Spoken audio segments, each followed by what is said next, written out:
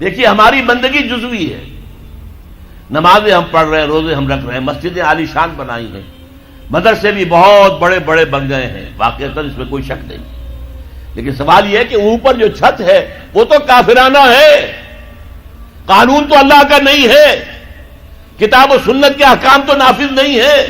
ہاں نماز ہے، روزہ ہے، حج ہے، زکوٰۃ ہے، تو نماز اور روزہ تو ہندوستان میں بھی ہو رہا ہے، وہ تو چند ایک مسجدیں ہیں جنہیں وہ تاریخی اعتبار سے کہتے ہیں کہ یہ ہمارے مندر ہوتے تھے جنہیں مسجد بنایا گیا، ورنہ وہاں پر ہزاروں لاکھوں مسجدیں ہیں، آباد ہیں، لوگ نمازیں پڑھتے ہیں، کوئی روکتا ہے انہیں؟ ہم نے یہ ملک بنایا تھا کہ یہاں اسلام کا نظام قائم کریں گے۔ نماز تو آپ امریکہ میں جا کر پڑھیے، امریکہ کو کوئی اعتراض ہی نہیں۔ You have come here, you have purchased synagogues and churches and you have turned them into mosques. ہم نے کوئی اعتراض نہیں کیا، تم نے چرچ خریدے، تم نے سینیگوگز خرید لیے جو یہودیوں کی عبادت گاہیں ہوتی ہیں اور انہیں مسجد بنا لیا، ہم نے کوئی اعتراض نہیں کیا، we never objected۔ لیکن تم کہو کہ اسلام کا نظام ہم قائم کریں گے، نہیں کرنے دیں گے تمہیں کبھی بھی۔ تم چاہو کہ تم اسلام کا معاشی نظام قائم کرو، کبھی اجازت نہیں دیں گے۔ تم چاہو کہ اسلام کی معاشرتی اقدار کو تم قائم کرو، کبھی نہیں کرنے دیں گے۔ یہ ہے اس وقت جو ہمارے ساتھ پیش آ رہا ہے معاملہ، پورا مغرب اس پر اڑا ہوا ہے، اسلامی نظام کہیں نہیں آنے دیں گے۔ ہاں نمازیں پڑھو، ہمیں کوئی اعتراض نہیں، روزے رکھو، تم روزے 30 کی بجائے 100 رکھو، ہمارا کیا لیتے ہو؟ تمہاری کمزوری ہو جائے گی، ہم تو تمہیں لیبر اسی وقت دیں گے جب پورے 8 گھنٹے کام کرو گے ڈٹ کر، اس میں کوئی رعایت نہیں کریں گے تمہارے ساتھ۔ بہرحال سوال یہ ہے کہ میں کیا کروں، کوئی راستہ ہے؟ دیکھیے کنویں میں، اب آج کل تو وہ کنویں اس طرح کے ہیں نہیں، دیہات میں تو ہے، کنویں میں کتا گر گیا، بلی گر گئی، مردار ہے کنویں کے اندر، کنویں کا پانی حرام ہو گیا، نجس ہو گیا، لیکن آخر کو راستہ تو ہے نا بھائی، اتنا پہلے تو اس کتے کو یا اس بلی کی لاش کو نکال کے باہر پھینکو، اور پھر اتنے ڈول اور نکال کر باہر پھینک دو، پھر وہ پانی صاف ہے۔ اس کا کیا نام ہے؟ کفارہ۔ اسی طرح رمضان کا روزہ تھا، آپ سے صبر نہیں کیا گیا، اپنی بیوی سے ہم بستری کر بیٹھے دوپہر کے وقت، روزہ ٹوٹ گیا، اب کیا ہے؟ اس کی گناہ کی کوئی بدل بھی ہے؟ ہاں ہے، 60 روزے رکھو اب متواتر پے بپے، 60 روزے، تب کفارہ ہوگا اس گناہ کا، تم نے فرض روزہ توڑ دیا۔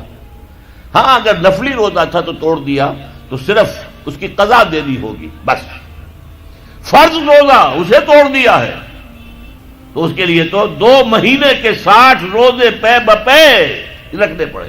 تو اب ہم جو کفر کے تحت زندگی گزار رہے ہیں اور اس اعتبار سے اللہ کی نگاہ میں ہم کافر ہیں، لیکن سوال یہ ہے کہ جائیں تو کہاں جائیں، کریں تو کیا کریں؟ نظام کفر کا ہے، قرآن کہتا ہے وَمَن لَّمْ يَحْكُم بِمَا أَنزَلَ اللَّهُ فَأُولَٰئِكَ هُمُ الْكَافِرُونَ۔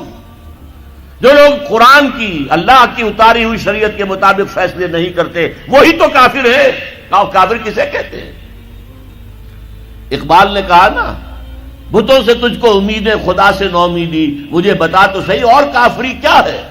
تمہاری ساری امیدیں امریکہ کے ساتھ وابستہ ہیں، وہ مسئلہ طے کرا دے، وہ یہ کرا دے، وہ کرا دے، وہ معاملہ ہمارا، وہی تو سب سے بڑا چور وہی ہے، سب سے بڑا ڈاکو وہی ہے، سب سے بڑا اسلام کا مخالف وہی ہے، اور اسی کے پاس ہم جاتے ہیں۔ قرآن کا فتویٰ تو یہ کہ تم کافر ہو۔ ہاں انفرادی طور پر تم مسلمان ہو، اجتماعی طور پر قومی سطح پر تم کافر ہو۔ وَمَن لَّمْ يَحْكُم بِمَا أَنزَلَ اللَّهُ فَأُولَٰئِكَ هُمُ الْكَافِرُونَ۔ یہ 7واں رکوع ہے سورہ مائدہ کا، اور پھر فرمایا وَمَن لَّمْ يَحْكُم بِمَا أَنزَلَ اللَّهُ فَأُولَٰئِكَ هُمُ الظَّالِمُونَ۔ جو اللہ کے اتارے ہوئے قانون کے مطابق فیصلے نہیں کرتے وہی تو مشرک ہیں، اللہ کے حکم کو چھوڑ کے کسی اور کے حکم پر فیصلہ کر رہے ہو، اس سے بڑا شرک کیا ہوگا؟ اور تیسری مرتبہ فرمایا وَمَن لَّمْ يَحْكُم بِمَا أَنزَلَ اللَّهُ فَأُولَٰئِكَ هُمُ الْفَاسِقُونَ۔ وہی تو فاسق ہیں، فاجر ہیں، وہی تو سرکش ہیں، وہی تو باغی ہیں، وہی تو غدار ہیں اللہ کے، جو اللہ کی شریعت کے مطابق فیصلے نہیں کرتے۔ اب ان 3 آیتوں کی روح سے سمجھ لیجئے ہم کہاں کھڑے ہیں، کیا کر رہے ہیں۔ دیکھیے میں آپ کو ایک مثال دیتا ہوں، ہماری آبادی کا میں سمجھتا ہوں اکثریت تو وہ ہے جو نماز روزے کی بھی پابند نہیں ہے۔ ان چیزوں کا چرچا شہروں میں زیادہ، دیہات میں بہت کم رہ گیا، بہت کم، بہت کم۔ اور ہماری 70% آبادی دیہات کے اندر ہے۔ اچھا، جو نمازیں پڑھتے روزے رکھتے ہیں، خاص طور پر شہروں کے کاروباری لوگ، وہ بلیک مارکیٹنگ بھی کرتے ہیں، وہ حسابات بھی غلط دیتے ہیں، جھوٹ بولتے ہیں، جھوٹ یا حلف اٹھاتے ہیں کہ یہ حساب ہم حلفیہ میں کہہ رہا ہوں یہ حساب صحیح ہے، جبکہ حساب غلط ہے۔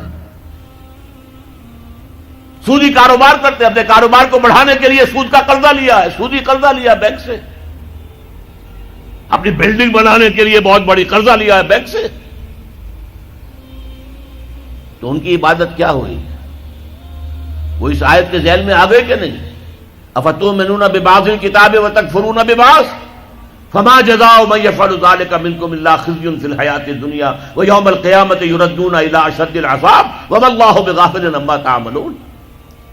لیکن میں ان کو بھی چھوڑتا ہوں۔ فرض کیجئے ایک شخص ہے، نماز پڑھتا ہے پوری 5 وقتہ مسجد میں، رمضان کے روزے رکھتا ہے، اور بھی اللہ توفیق دیتا ہے، ایام 20 کے روزے رکھ لیتا ہے، یا ہفتے میں 2 روزے رکھتا ہے، سوموار کے اور جمعرات کے وغیرہ، زکوٰۃ دیتا ہے، کاروبار بھی سارے حلال کر رہا ہے، حرام نہیں کر رہا، سود میں بھی براہ راست ملوث نہیں ہے، نہ پیسہ سود پہ اوپر بینک میں رکھ کر سود کھایا، نہ سود پر قرضہ لے کر کوئی اپنا کاروبار بڑھایا، نہ کوئی اپنا کارخانہ لگایا، نہ کوئی اپنے بلڈنگ اونچی بنائی۔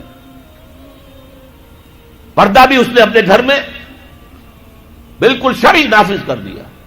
وہ اس پورے اسلام پر کاربند ہے جس میں وہ کاربند ہو سکتا ہے اس وقت، لیکن وہ اس قوم کا فرد ہے جو قوم اللہ کے فتوے کے مطابق کافر قوم ہے، جو اللہ کے فتوے کے مطابق مشرک قوم ہے، جو اللہ کے فیصلے کے مطابق فاسق و فاجر قوم ہے۔ قوم کے فرد تو ہم اسی کے ہیں۔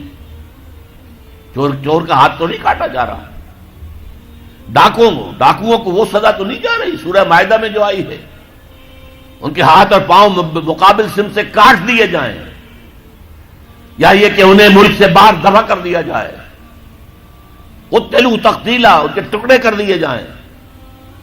ڈاکوؤں کو کوئی سزا ملتی ہے ایسے؟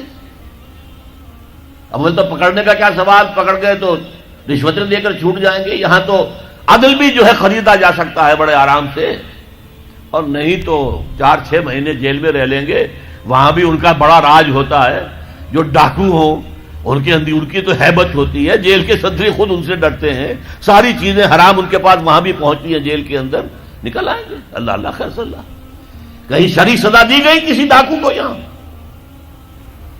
ابھی تو یہ بڑی بحثیں چل رہی ہیں، حدود کا قوانین جو بنائے گئے تھے وہ بڑی جلدی میں بنائے گئے تھے، کچھ خلا اس میں رہ گئے ہیں، لیکن اصل میں جو لوگ شور مچا رہے ہیں وہ ہیں جو کہتے ہیں کہ یہ اسلامی سزائیں وحشیانہ ہیں۔